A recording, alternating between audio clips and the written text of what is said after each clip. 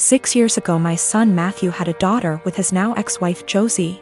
I have always thought of Josie as my own daughter, so when they divorced 7 years ago due to my son cheating, I was conflicted and disappointed.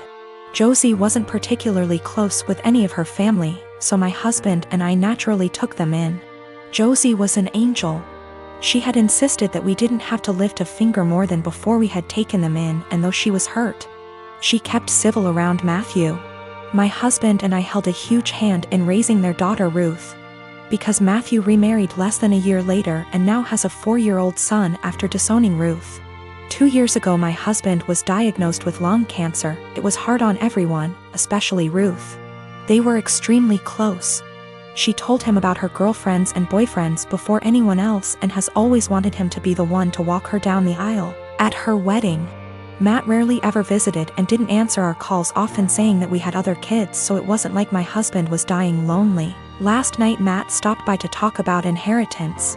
He never mentioned Josie nor Ruth and hinted that he thought he should get more inheritance than his siblings the entire time. My husband and I shared awkward looks until he decided to cut in.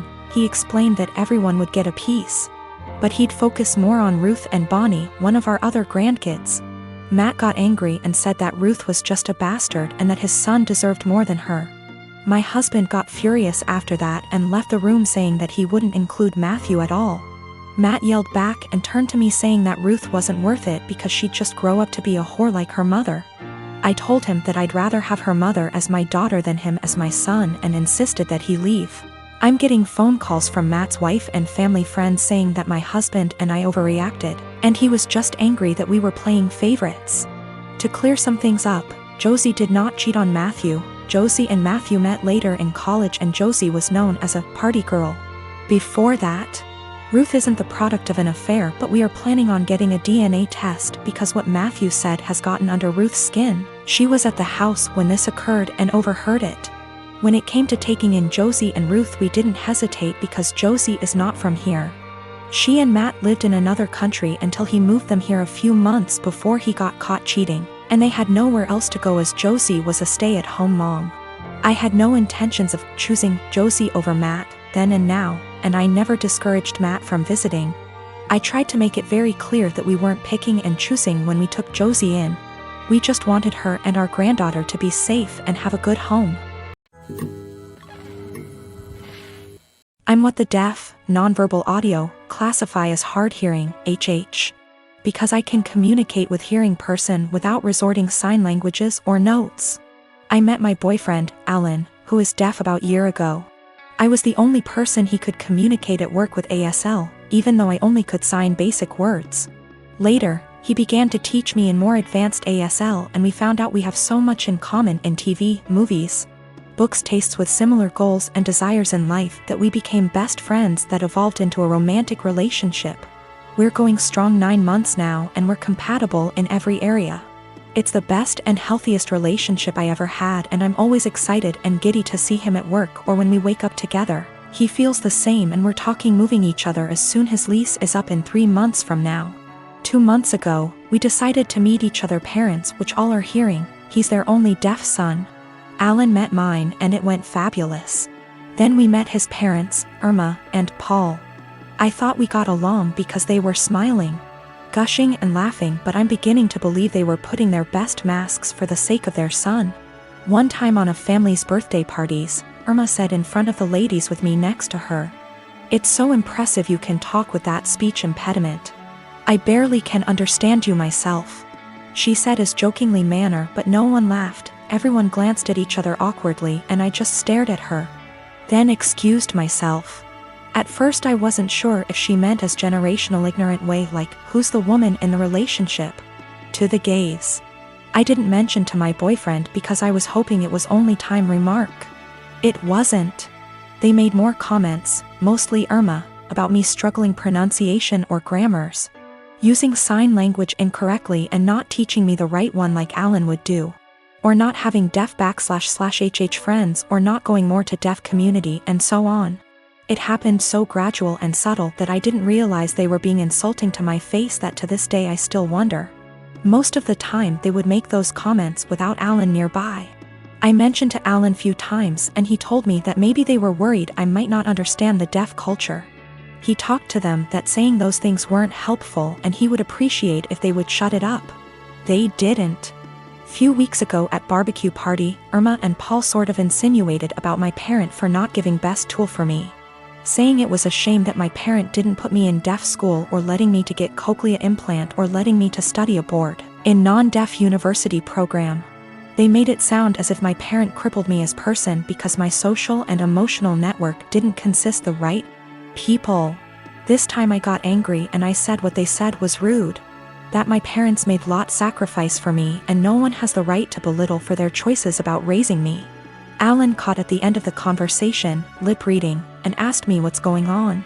Not so surprisingly, Alan's parent threw me under the bus, remarking I was so sensitive after making such innocuous comment. Alan saw I was uncomfortable and asked me if I want to leave. I said yes, and we left. When we got home he asked me what they said to me. I didn't want to say what his parent told me because it was so ugly to talk about it, but I told him anyway, and he got upset for me. He FaceTimed them and said they shouldn't said that. He told them they crossed the line. They pretended they didn't know what I was talking about, that perhaps I misunderstood, considering I'm hard-hearing, which upset Alan even more. They ended arguing for a few minutes before Alan hung up. Since then, Alan has become desolate and needy. He apologized to me hundreds of times for not believing me what I said before. I told them that he has nothing to apologize because I wasn't sure if they were being snide toward me until now, and I'm not going to blame Alan for what his parents said to me. He told me he's thinking reducing contact with them, but I told Alan it wasn't necessary. He can do whatever he wants with his parent, but that I rather would not go to any of his family gathering or go his parents. He assured he would never force me or put me in that situation ever again. We're closer together than we were, but he's still sad and he no longer goes to his family gatherings or his parents. I find him staring at nothing in particular for long minutes and his eyes, which used to sparkle, are now dim. I want to cheer him up, but I'm not so sure how to in first place. I just don't know what to do, and I don't understand why his parents are so rude toward me because I'm not completely deaf considering they aren't one. My dad died and I'm scared my family won't get along. So yesterday after my dad comes home he eats what my mom made for him. Eggs and spam. To be clear, he has a pre-existing medical history of high blood pressure and gout. First found out when he was admitted to the hospital in 2015 when he fell ill, and we basically had to force him to go to the hospital BC he didn't want to go. He was put on medication since, with changes to them maybe a year or so ago. So back to when after he ate. My half-sister heard a thud around 740-ish and told me to check BC. She thought maybe my parents are arguing. I go down and see my dad on the kitchen floor, my mom behind him a few feet away, and I hear him snoring. I ask my mom a question, get worried, run back upstairs and knock on my sister's door. She calls my other sister and also tells me to stop wasting time, call 911. I was scared and frantic. I wish I called 911 or saw him when he came in so I could maybe have called sooner. They get frantic too and we all start yelling at each other, and I try to maintain order also as I'm talking to 911 person. At some point in all of this my brother-in-law yells for help and I help him turn my dad onto his side. BC, he said he could choke on his saliva. My dad stops snoring and we start panicking. The EMS tells us how to perform CPR, but my sisters keep yelling, and so I try to get them working together. They finally start working on it. One is doing compression and the other giving him air and sometimes rotating.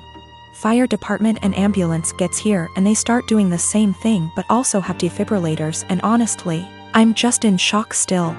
It was maybe 8:03 p.m. when they came or so, I don't remember, it's all a blur. I checked my phone for timestamp, but I called twice so I forgot when original call was placed. They called it at 8:50 p.m. and I just began to lose it.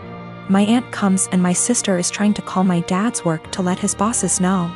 We talk about how we want my dad's arrangements and agree on cremation. BC, we don't have the money for anything else, but also my sister wants the remains. My mom is bipolar schizophrenic and my sisters and bro-in-law don't get along. Her because of a whole history that would keep you here forever if I tried to type it. My dad was a bad person, but he still chose us and tried his best to provide regardless of his fallacies. He had my mom's back too, saying he wouldn't kick her out or place her in a mental home. My sisters kinda want that, I think, but I'm scared to talk about it. My mom is okay sometimes, but also acts up BC of her mental illness sometimes, and my dad and I were her constants regardless of what happened. My mom is old and still wants to benefit from some social security services that my dad had, but my sisters and I think we should get a majority control of his account. There's a lot of renovations to be done. BC he ignored upkeep of the house for a number of years, example, the roof. My mom is not very sad about the ordeal. BC she had a long history of mental abuse from my dad, and I understand, but we for some reason stayed together. It how to move forward except for one moment at a time, and I'm still waiting for funeral home to come pick up his body. It's 8:13 a.m. now, been waiting since night before. And I have been crying, but also I can't sleep, and I'm sorry if this doesn't meet guidelines. I just need to vent. Even though I told a few friends, I'm still in disbelief. How this will moving forward. I believe it can though. But it's hard to stay positive. My ex and I divorced 3 years ago. She was cheating, but at this point I don't care about the relationship anymore. The pending lawsuit has nothing to do with her or him, but rather their actions. My ex and I have a son 13M that we split time with 50//50. He's a great kid that interests have changed a lot tbh, as I imagine more kids / teenagers tend to do through the years. One thing my son was heavily into at some point was Legos. He used to play with them all the time, and personally I think they're a great toy for different reasons. I used to love playing them with him, and to this day I still collect boxes that I leave unopened as a collection. Well, when my ex and I divorced, she got with someone who loved Legos more, I guess. From what I know, he loves making creations and building the sets in. I don't care. Seems cool. He does one thing I think is very, very weird. He uses crazy glue so the sets can't break or pieces can't be lost. It seems so weird to me. The issue is, I was out of town for all of 3 days last week for medical reasons. And my son wanted to get his PS4 so he could play it at his mom's. This isn't out of the ordinary at all, and he has a key, so he let me know he would be stopping over for it. I told him to have fun when I saw him on the entry camera. My wife's husband was with him, which was a no-no. I told him via speaker to not go in and to wait on the porch. He flinched but walked in anyway. I sent my ex a text telling her to call him and tell him he's 1 minute away from a cop call. He left my home with a bag in hand, which I didn't think much of because my son had his games too. Well, my son texted me later that evening and said he didn't know it at the time, but he's pretty sure SD took some of my sets. These are all old sets and 2 are worth big money. When I got home I confirmed the missing sets and called my ex. She had no idea, but he admired he took them, but it was so son could have the sets to complete his collection. My son doesn't even like Legos anymore and told his mom he wouldn't steal from me. My wife asked how much it would cost to replace them, and unfortunately it's more than their savings. Actually, it would take their house down payment plus more. I told them if they didn't pay in 2 weeks I was suing and pressing charges. The price in the sets makes it a felony. My ex and her husband are saving for a house which would give my son more space when he's there. But those sets were going to help pay for his education someday or a home of his own. I filed the police report and have talked to a lawyer, and we're moving forward with the suit. Everyone is calling me a joke because they are just toys, but I don't get it. They are worth real money. I'm not rich, guys. I needed those to help with my son's future, but again taking this money does deny my son things at his mom's house.